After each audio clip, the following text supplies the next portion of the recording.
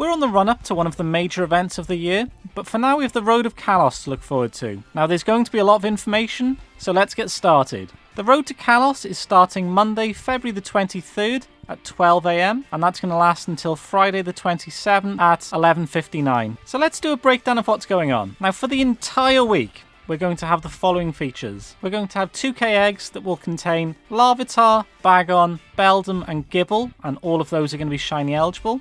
We're going to be getting the following event bonuses. That's half egg hatch distance when eggs are placed in an incubator during the period. The remote raid limit will be increased to 30 from Monday the 23rd until Friday the 27th. And then there's going to be no limit at all on remote raids from Saturday until Sunday. Now, we're going to have a day-by-day breakdown going forwards. So on Monday the 23rd, it's all Kanto themed. We're going to be encountering Pokemon originally discovered in the Kanto region, including Bulbasaur, Charmander and Squirtle.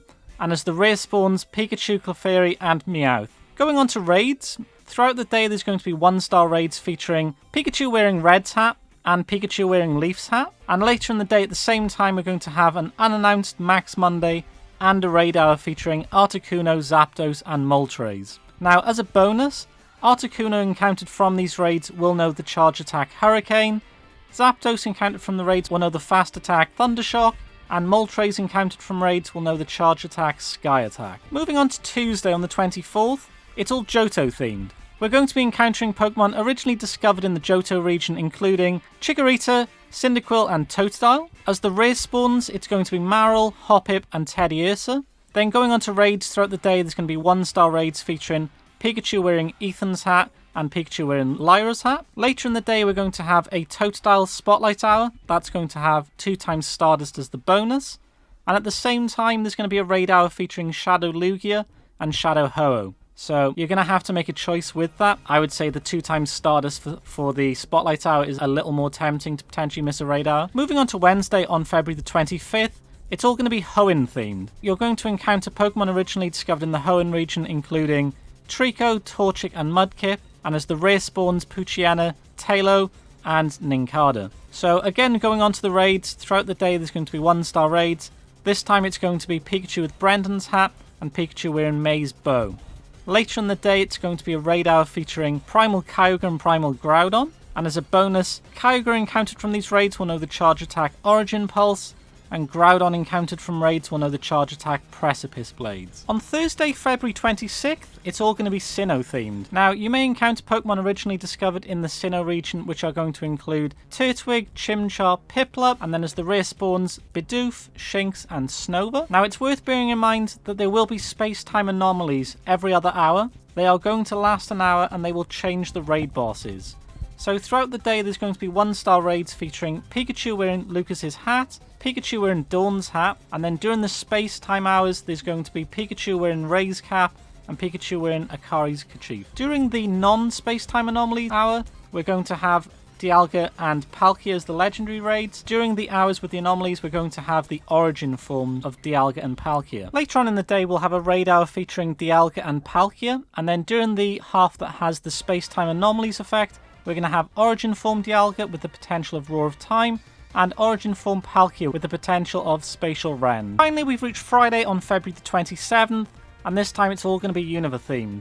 So you may encounter Pokemon from the Unova region, including Snivy, Tepig, Oshawott, and then as the rare spawns, Lillipup, Darumaka, and Gothita. So during this day, there's going to be Adventure Effect hours. So throughout the day, there's going to be 1-star raids featuring Pikachu wearing Hilbert's hat and Pikachu wearing Hilda's hat. Then during the Adventure Effect hours, there's going to be Pikachu wearing Nate's visor and Pikachu wearing Rose's visor. During the Black Kyurem Adventure Effect hours, there's going to be Reshiram and Black Kyurem. And then during the Adventure Effect hours, there is going to be Zekrom and White Kyurem.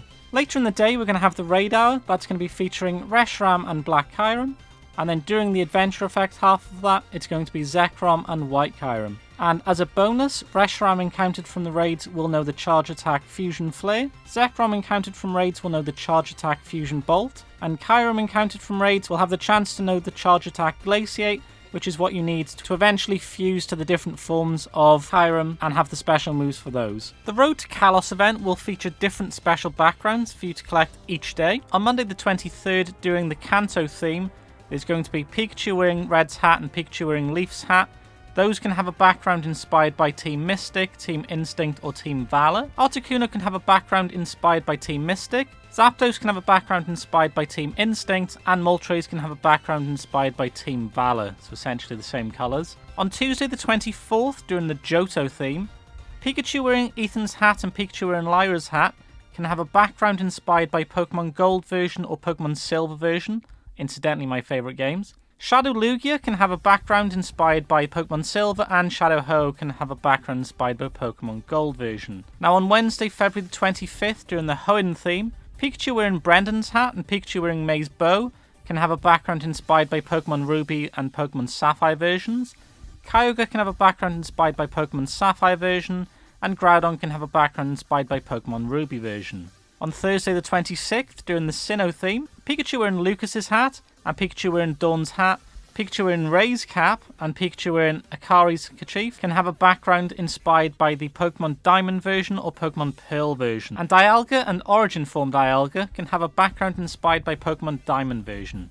Palkia and Origin Form Palkia will have a background inspired by Pokemon Pearl version. And on Friday the 27th, during the Universe theme, Pikachu wearing Hilbert's hat and Pikachu wearing Hilda's hat, Pikachu wearing Nate's visor and Pikachu wearing Rose's visor, and Kyurem will all be able to have a background inspired by Pokemon Black version or Pokemon White version. Reshiram can have a background inspired by the Pokemon Black version, and Zekrom can have a background inspired by the Pokemon White version. Plus, when you fuse a Zekrom or a Reshiram that has a special background with a Kyurem that has a special background of the opposite colour, the fused Black Kyurem or White Kyurem will have its own variant background.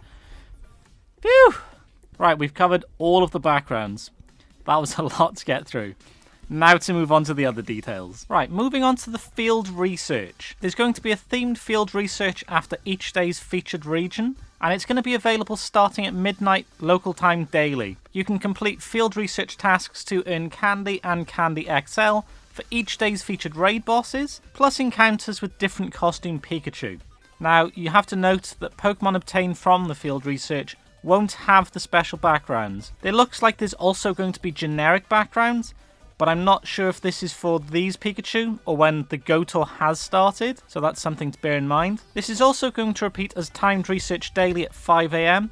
We'll need to complete the research tasks to earn candy, TMs, more items, plus encounters with different costume Pikachu, but the tasks associated with each timed research must be completed and their rewards must be claimed before 10 PM. So whatever you do, make sure you don't miss out on claiming those. Okay, now as usual, there's also going to be a Go Pass for this event. From Monday the 23rd, 10 AM until Sunday, March the 1st at 6 PM, the Go Pass and the Go Pass Deluxe for Road to Kalos will be available. If you're not already aware, a Go Pass is a free limited time progression track. It's going to be available during a specified period. You can increase your ranks through Go points to earn rewards. We get one monthly at the moment, and this one will be an additional one that's just for the Go Tour. Usually you get tasks you can do daily or weekly, and those let you level up. And then towards the end of it, you're able to just earn points freely by catching for the weekend. So you normally finish these on the weekend itself. Now, for $14.99, we can upgrade to the Go Pass Deluxe, which gives more rewards, and we're going to address that shortly.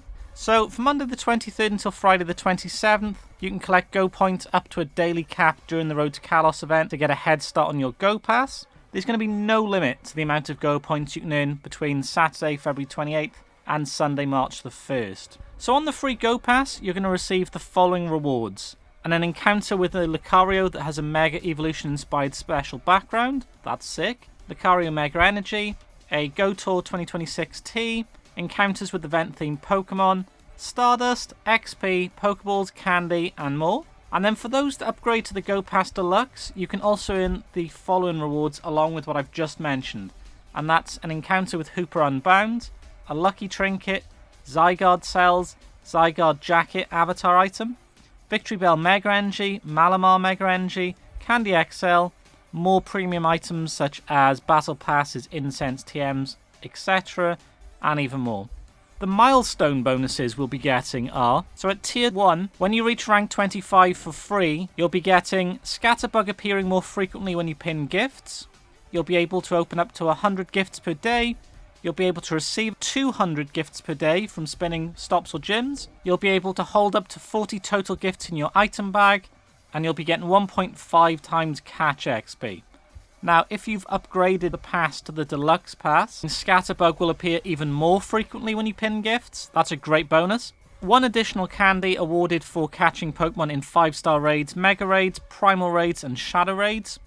One additional candy XL awarded for catching Pokemon in those same raids for trainers that are level 31 plus, and 2 times catch candy.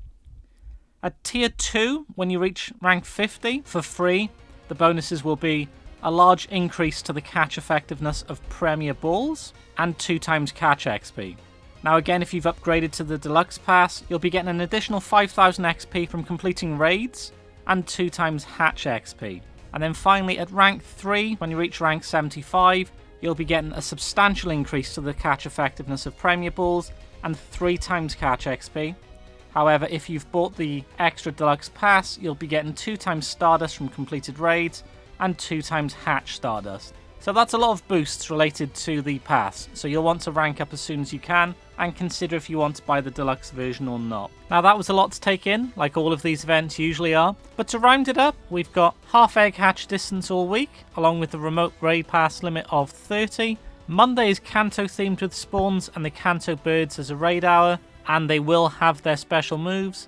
Tuesday is Johto themed with spawns, 2 times Stardust Toadstyle Spotlight Hour, and then you've got Shadow Lugia and Shadow Ho-oh as the raid hour, but they won't be getting their special move. Wednesday is Hoenn themed with spawns, then it's Kyogre and Groudon as the raid hour. They will have their special moves. Thursday is Sinnoh themed with the switch up between Palkia and Dialga with the space-time anomalies once an hour and then every 30 minutes at raid hour. So we're going to have both during the hour, and only the origin forms will have a chance of getting their special moves. It won't be a guarantee. Friday is Unova themed with the switch up of 4 Pokemon. So we're going to get Reshiram and Black Kyurem 1 hour, and then Zekrom and White Kyurem the next. And this is going to change to 30 minutes during the raid hours. These Pokemon will have their special moves, apart from Kyurem, who will only have the chance for theirs. Then there's special backgrounds for all of these Pokemon as well as the different Pikachus. There's going to be regional-based field research that's going to change it up daily, as well as timed research. And then finally there's also the Go Pass, and it's going to be up to you whether you upgrade to the Go Pass Deluxe. The free version will have Lucario with the new background, and the paid version you'll get Hooper on top of that Lucario.